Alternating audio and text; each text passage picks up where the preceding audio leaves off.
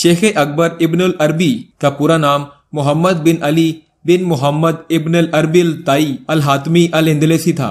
मशरिक वाले आपको इब्न अरबी कहते हैं, जबकि मगरिब में आप इब्न अल अरबी और इब्न सिराका के नाम से पहचाने जाते हैं। आपको सबसे ज्यादा शोहरत अल शेखुल अकबर के लकब से हुई और मुसलमानों की तारीख में यह लकब किसी दूसरी शख्सियत के लिए इस्तेमाल नहीं किया गया। आप इंदलस के शहर मरसिया में 27 रमजानुल मुबारक 560 हिजरी मुताबिक 1165 ईस्वी को एक मुअज़्ज़िज़ अरब खानदान में पैदा हुए, जो मशहूर ज़माना सखी हातिम ताई के भाई की नस्ल से था। आपके वालिद मरसिया के हिस्पानविल असल हाकिम मोहम्मद बिन सईद मरजनिश के दरबार से मुतल्लिक थे।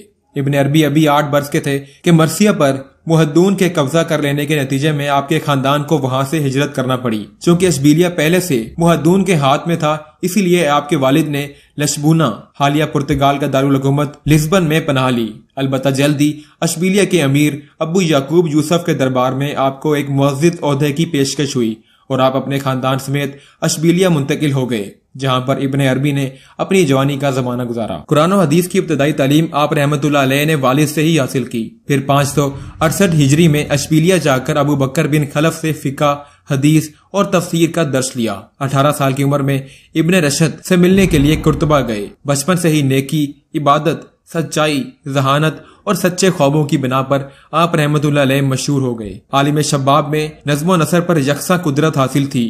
अमूमन फिल बदिया शेर कहा करते। खिलाफत उस्मानिया के बानी जंग जुवार तुगल गाजी के पीछे अल्लाह पाक ने और हजूर सल्लल्लाहु अलैहि वसल्लम के फैजान से जिसकी ड्यूटी लगाई थी, वो शेख मुहियुद्दीन इब्न अल अरबी रहमतुल्लाह अलैह थे, जो इंदलस से इर्तुगल गाजी की रूहानी मदद को पहुंचे थे। इब्न अरबी की इल्मी कसरत का अंदाजा लगाने में सबसे बड़ा मसला इनकी कुतब की सही तादाद का अंदाजा लगाना है। मौलाना अब्दुल रहमान जामी ने आपकी तसानीफ की तादाद 500 बताई है। मोहम्मद रजब जामी ने तादाद 284 गिनवाई। इस्माइल पाशा बगदादी ने 475 किताबों और रसाइल के नाम लिखे। कोरोकेस अवाद ने छानबीन करके 527 किताबों तक दस्तरस पाई।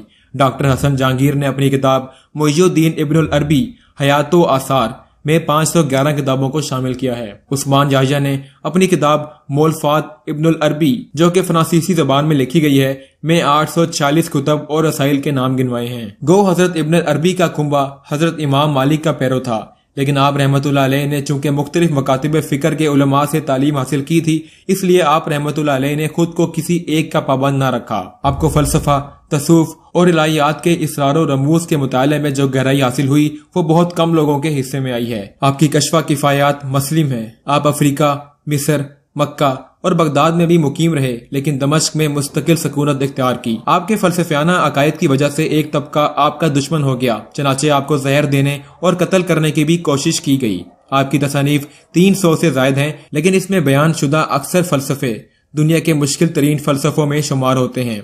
ताहम आपने अपने अकायद को कुरान और हदीस की मदद से बयान किया है, जो काबिल फख्र है। आप रहमतुल्लाह अलैह के चंद अक़वाल आपकी खिदमत में पेश करते हैं। कोई शख्स उस वक्त तक इल्म की बुलंदियों को नहीं छू सकता जब तक कि कलामुल्लाह और रसूलुल्लाह की तालीम पर पूरी तरह अमल न करे और तमाम कदीम पैगंबरों की इल्हामी तालीम का एहतराम न करे। जो शख्स अल्लाह ताला के कवानीन की नाफरमानी करता है, उसे कभी हकीकी इज्जत हासिल नहीं होती, चाहे उसकी शोहरत आसमानों को छूती हो। किसी आदमी की सबसे बड़ी खूबी अपने दुश्मनों से नर्म दिली का बर्ताव है। 620 हिजरी में आपने दमश्क को अपना वतन बनाया, जहाँ के हाकिमुल मुल्कुल आदिल ने आपको वहां पर आकर रहने की दावत दी थी।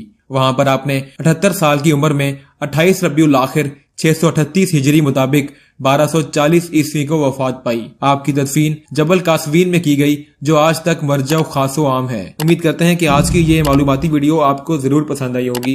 इस तरह की और मालूमाती वीडियोस रोजाना देखने के लिए हमारे इस चैनल को जरूर सब्सक्राइब करें, ताकि आने वाली हर नई वीडियो आपको वक्त पर मुयस्सर आ सके।